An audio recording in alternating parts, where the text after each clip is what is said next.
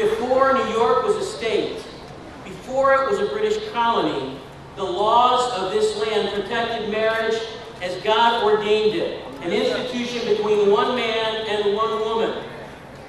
From its inception, the state of New York, with every other government in the world, promoted and protected heterosexual monogamous marriage as a vital foundation of our society.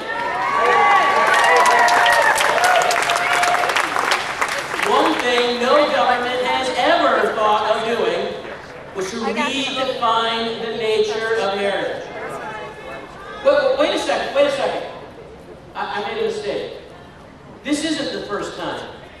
The Soviet Union did this as well. At its inception, the Soviet Union decided that it was important to abolish the institution of marriage in the family. And it failed. It failed. And in the 1930s, they had to pass laws to protect the family so that their society wouldn't crumble.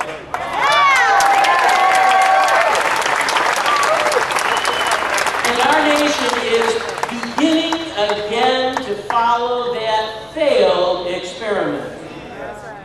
This is not the first time we've seen it, but in the dark of night, our legislators in this state joined together with those examples of history to undermine marriage and family, and in so doing have taken steps to undermine the stability of our state. At the outset of the last election, Senator-to-be Mark Grisanti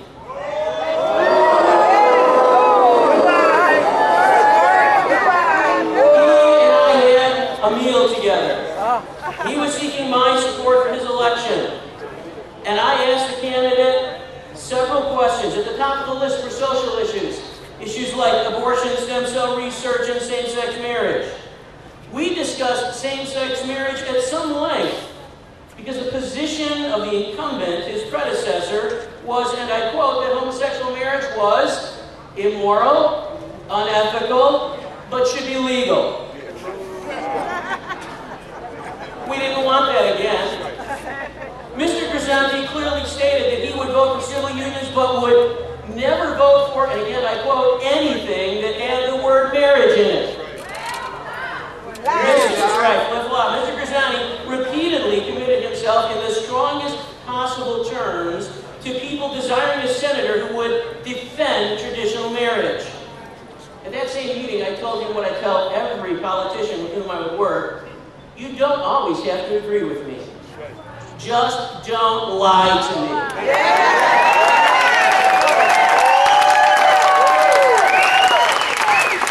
Politicians who let their yay be yay and their nay be nay may be exceedingly rare, but that's the kind of person I can respect.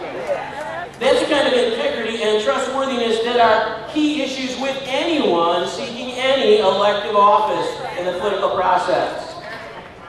We supported Mr. Grisanti. Yes, we did. He called upon that help many times during the election, didn't he? Yeah. I was there with him, watching the votes come in. I was there to watch many of your votes come in and put him over the top to victory. I've spoken with him on this issue several times since the inauguration. And I have been personally assured by him and asked on his behalf to assure others that he would never vote for anything with the word marriage in it. As recently as 11 days before he changed that vote, he told me that he was firm in that position. So I don't know about you, but I want to know what happened. You want to know that? What happened? Was that just a matter of conscience? Whenever the topic of marriage comes up, the senator quickly refers to his Catholic faith. As a practicing Catholic, his moral code tells him that his vote was wrong. That must be the answer of conscience for any observant Catholic. What happened? Was it careful reflection on legal issues?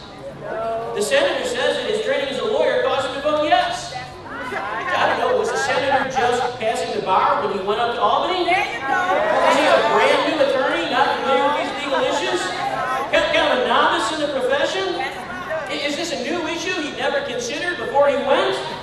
This is not some small, unknown, fringe issue. This is a major issue in his campaign. This is an issue he has committed himself to personally and in writing. This is an issue he's committed himself to several times in his attempt to succeed in Albany. You know, it's been suggested that we're saying we just want robots in Albany. That's not the case. I don't want a robot in Albany. I want somebody who can do some thinking and serious thought on issues.